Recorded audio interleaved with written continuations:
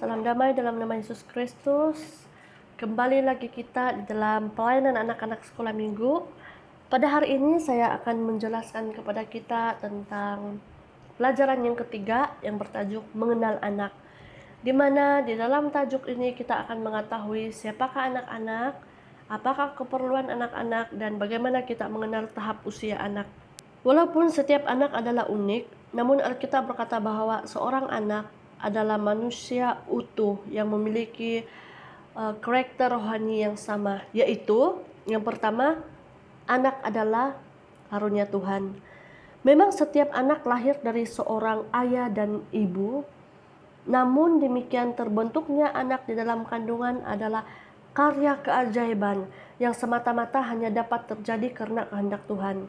Karena itu, seorang anak yang lahir adalah karunia Tuhan, sekalipun kadang-kadang kelahirannya tidak dikehendaki oleh kedua orang tuanya.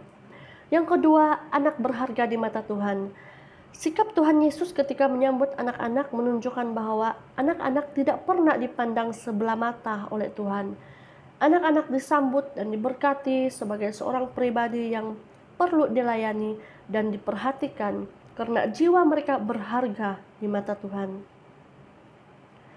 Yang ketiga, anak adalah manusia yang berdosa. Setiap anak adalah ciptaan Tuhan yang diciptakan dalam gambar dan rupa Allah. Namun gambar dan rupa Allah tersebut rusak setelah kejatuhan manusia dalam dosa. Sejak itu setiap manusia adalah berdosa di mata Tuhan, termasuk anak-anak. Mereka lahir di dunia sebagai orang berdosa dan suatu ketika nanti akan menerima penghukuman yang kekal. Yang keempat, anak adalah manusia yang memerlukan keselamatan. Puji Tuhan bahwa keselamatan melalui darah Kristus juga disediakan bagi anak-anak. Melalui pemberitaan Injil, Roh Kudus dapat memampukan mereka untuk menerima kelahiran baru dan mendapat hidup yang baru dalam Kristus. Mari kita lihat keperluan-keperluan anak. Terdapat bermacam-macam keperluan anak. Ada keperluan umum yang dimiliki oleh anak. Namun demikian masing-masing anak memiliki derajat dan standar keperluan yang berbeda-beda, tergantung dari latar belakang keluarga, kebiasaan pendidikan, dan lingkungan di mana ia dibesarkan. Yang pertama, kebutuhan akan kasih dan perhatian. Dengan kasih sayang dan perhatian dari orang-orang sekitarnya, anak akan tumbuh menjadi orang yang mampu menerima dirinya dengan baik dan peduli dengan lingkungannya. Yang kedua, keperluan akan rasa aman dan sejahtera. Anak yang memiliki rasa aman akan tumbuh dengan kepribadian yang tegar dan keberanian untuk menghadapi kesulitan-kesulitan yang datang dalam hidupnya. Yang ketiga, keperluan akan pendidikan dan pengajaran. Dengan pendidikan dan pengajaran yang tepat, anak akan tumbuh dengan kemampuan yang maksimal dan potensi yang tergali serta moral yang baik untuk memberikan kesan positif bagi masyarakat di sekitarnya. Yang seterusnya, kebutuhan akan kebebasan untuk mengekspresikan diri. Potensi maksimal boleh tercapai jika anak ditempatkan dalam posisi yang bebas berekspresi. Kebebasan ini adalah kebebasan positif yang diwujudkan dalam bentuk kata-kata, tulisan, gambar, dan lain-lain. Seterusnya, keperluan akan rasa diterima dan dihargai. Perasaan diterima dan dihargai sangat diperlukan anak agar anak memiliki citra diri yang positif dan rasa percaya diri yang kuat. Kita akan mengetahui bagaimana tips untuk mengenal keperluan anak-anak sekolah minggu supaya dapat lebih memahami keperluan anak-anak sekolah minggu, keperluan dan ataupun kebutuhan anak-anak sekolah minggu. Ada baiknya guru sekolah minggu itu memperlengkapi diri dengan membuat catatan khusus mengenai keadaan dan keperluan anak-anak sekolah minggu ataupun murid-murid. Terdapat beberapa hal yang perlu dilakukan secara sederhana adalah yang pertama, mengadakan kunjungan ke rumah murid dan bertemu dengan keluarga. Yang kedua, bercakap-cakap secara pribadi sebelum atau sesudah kebaktian sekolah minggu. Yang ketiga, memperhatikan murid ketika ia sedang mengadakan kegiatan bersama murid lain. Misalnya, amatilah bagaimana ia berinteraksi, bagaimana ia bersikap, dan bagaimana ia berbicara, dan lain-lain. Yang keempat, memberikan kegiatan di mana murid dapat bercerita mengenai keluarganya, hobinya, dan kegiatan yang disukainya. Yang kelima, memberikan perhatian khusus kepada anak, misalnya memberikan pelajaran tambahan, memberikan hadiah ataupun perhatian pada hari ulang tahunnya, mengajak ke perpustakaan ataupun pameran, mengunjungi ketika sakit, dan lain-lain.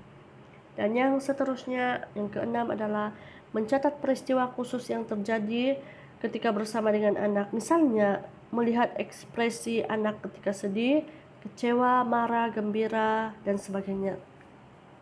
Nah, bagaimana kita mengenal tahap usia anak?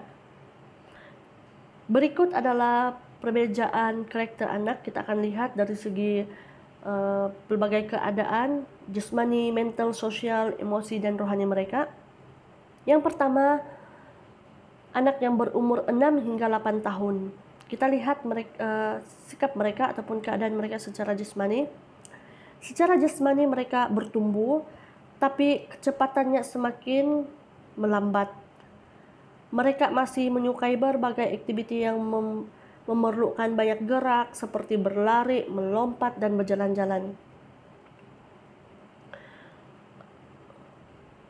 Anak yang berumur 6 hingga 8 tahun ini juga dapat menguasai beberapa keterampilan seperti menulis, melipat, menganyam, mengukir, dan membuat simpul dengan tali. Mereka juga akan merasa cepat letih sehingga perlu istirahat yang cukup. Aktiviti belajar dan bermain itu harus seimbang. Itu adalah anak berumur 6 hingga 8 tahun. Ciri-ciri mereka secara jasmani. Oke, secara mental daya hayalnya sangat kuat. Masih sulit membedakan apa yang nyata dan apa yang hayal. Mereka juga berpikir secara harfiah dan belum dapat menerima hal-hal yang abstrak. Jadi mereka perlu menggunakan alat peraga supaya mereka membantu mereka untuk lebih memahami. Jika kita membuat sesuatu cerita, mereka juga ada kemampuan untuk membaca. Kemampuan membaca semakin bertambah baik. Mereka memiliki daya ingatan yang sangat baik. Untuk itu, doronglah mereka untuk menghafal ayat-ayat firman Tuhan dan selalu bertanya mengapa. Karena itu guru harus boleh memberi jawaban yang boleh mereka mengerti dan masuk akal, dan tidak mematikan kreativiti mereka untuk bertanya dan berpikir. Nah, secara emosi, bagi anak yang berumur 6 dan 8 tahun ini adalah mereka suka mengelamun tentang kesenangan, hiburan dalam pribadi mereka, sehingga mereka sering dituduh untuk berbohong. Mereka juga ada perasaan takut yang sering mengganggu pikiran mereka, khususnya dari apabila mereka melihat film, gambar, ataupun cerita yang menakutkan. Nah, secara sosial, mereka ini mudah bergaul dan dapat terlibat dalam berbagai aktiviti atau permainan kelompok. Mereka suka mengambil hati orang dewasa, suka bekerja sama, dan suka aktiviti di dalam kelompok. Bila bertengkar, mereka akan mudah untuk dikawal oleh guru. Walaupun mereka suka bertengkar bila berkumpul dengan teman dan tidak suka bila harus bermain secara bergiliran, mereka hanya mau sendiri. Mulai sadar akan perbedaan berdasarkan jenis kelamin.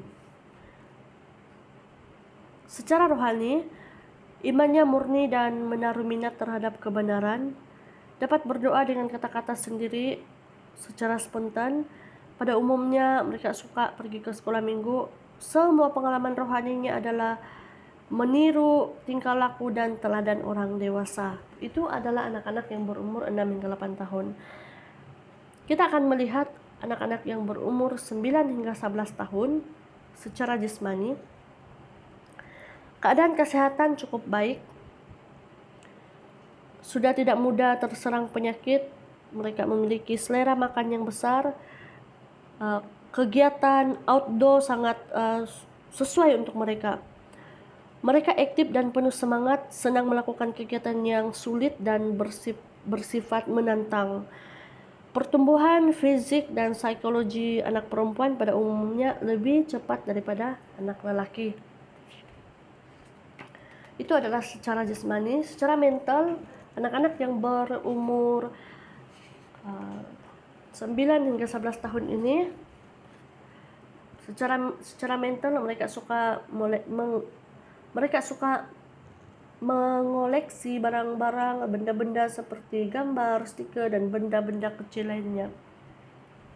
Mereka ada daya kreativiti yang sangat tinggi, mereka mulai boleh berpikir secara logik, memiliki daya ingatan yang tajam dan baik, gemar akan berbagai bacaan, dan perbedaan keterampilan, kekuatan, kelemahan pribadi mulai kelihatan jelas. Seterusnya secara emosi, dalam umur ini mereka kadang-kadang memiliki perasaan yang tersembunyi, namun mereka sudah biasa ataupun sudah boleh mengendalikannya sehingga sering berpura-pura. Secara sosial, anak-anak yang berumur 9 hingga 11 tahun ini lebih suka bergaul dengan teman sebaya dibanding dengan orang tua ataupun gurunya. Suka bergaul dengan teman sejenis dan ada kecenderungan untuk anti dengan lawan sejenis. Setia kepada kelompoknya dan menganggap kelompoknya sebagai sesuatu yang istimewa. Mereka memiliki semangat yang tinggi, suka bergurau, termasuk mungkin juga mentertawakan orang lain. Nah, secara rohani, mereka sudah mulai memahami konsep keselamatan rohani. Mereka memuja-muja pahlawan, tokoh-tokoh pahlawan atau idola. Dan masa ini mereka mulai terbentuk kebiasaan yang baik seperti membaca, menggali Alkitab, berdoa, melakukan saat teduh, serta bersaksi. Mereka juga dapat menerima pengajaran Alkitab yang agak mendalam. Mereka juga memperhatikan keselamatan jiwa orang lain. Keadilan dan kasih sayang merupakan dua hal yang sangat baik untuk menangkan hati anak-anak usia ini. Mereka sangat kagum dengan orang-orang yang memiliki prinsip hidup yang tegas yang dapat membimbing mereka ke dalam kebenaran. Bagaimana dengan umur yang sudah 12 tahun hingga 14 tahun? Mari kita lihat secara jasmani. Pertumbuhan fisik sangat pesat mengakibatkan ketidakstabilan. Berat dan tinggi badan anak perempuan bertambah lebih cepat dari anak laki-laki. Pada usia ini, mereka amat peka akan keadaan fisik mereka. Mereka sudah mulai mengalami proses kematangan seksual dan tidak lagi terlalu suka melakukan permainan, kegiatan yang menuntut aktiviti seluruh anggota tubuh mereka. Tetapi mereka menyukai permainan kelompok, permainan yang mempunyai peraturan tertentu, serta